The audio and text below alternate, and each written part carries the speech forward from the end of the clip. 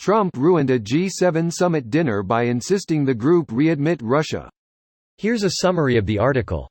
Locally sourced Basque food prepared by Michelin star chefs may have been on the menu, but that didn't satisfy Donald Trump during a G7 summit dinner in Biarritz, France on Saturday night.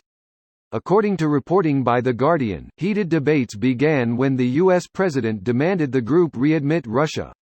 Russia was removed by the previously named G8 after it annexed Crimea in 2014. During the seaside meal, French President Emmanuel Macron and European Council President Donald Tusk opposed Trump's demands.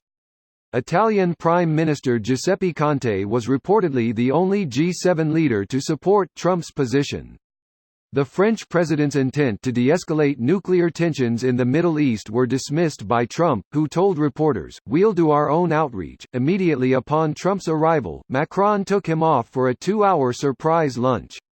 Tending to Trump makes sense as last year the U.S. leader unexpectedly left the G7 summit in Canada. This post received a score of 43,956, with an upvote ratio of 82%. Here are the top comments in response to this article.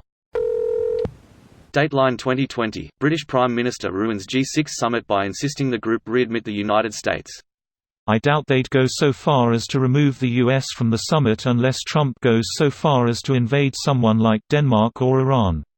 The world is just hoping 2020 brings back some level of competence in the US leadership. I still can't seem to wrap my head around the fact that any of that Denmark-Greenland situation is in any way real. Call me optimistic, but I think it might be a good sign.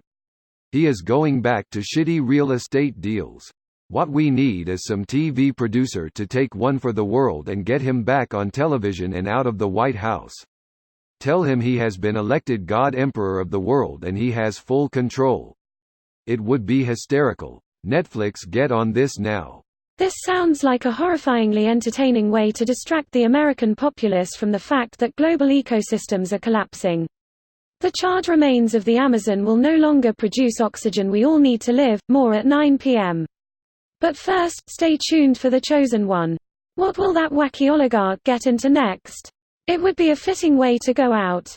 2 big mass shootings in 2 days, most important person to stand trial committed suicide, and here you were talking for several days about Denmark.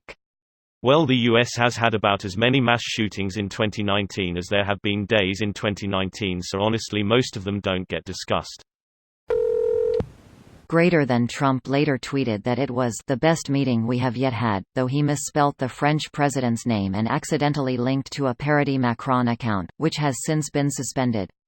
Accidentally. Given some of the other mistakes he's made on Twitter, Kofifi and Hamburger come to mind, I can believe it was a genuine accident. That's the point. Exactly, it makes it harder to fear someone you're laughing at. The world is laughing at us because of Obama. No longer, or some shit. At this point I don't believe they're laughing at us anymore.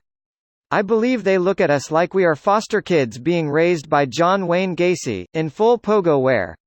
And to add to that, Gacy has also been elected to head of the school board, and allowed unsupervised access to morgues. So he's putting up a foreign power's interest above America? If only there was a word for that.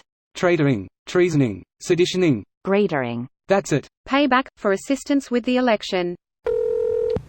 LMAO, I can only imagine how that conversation went. Come on guys, he isn't that bad. This video was automatically created by Reddit to speech. The article and comments in this video were selected from Reddit according to their upvotes, and any paraphrasing was performed by smmry.com, without any human intervention.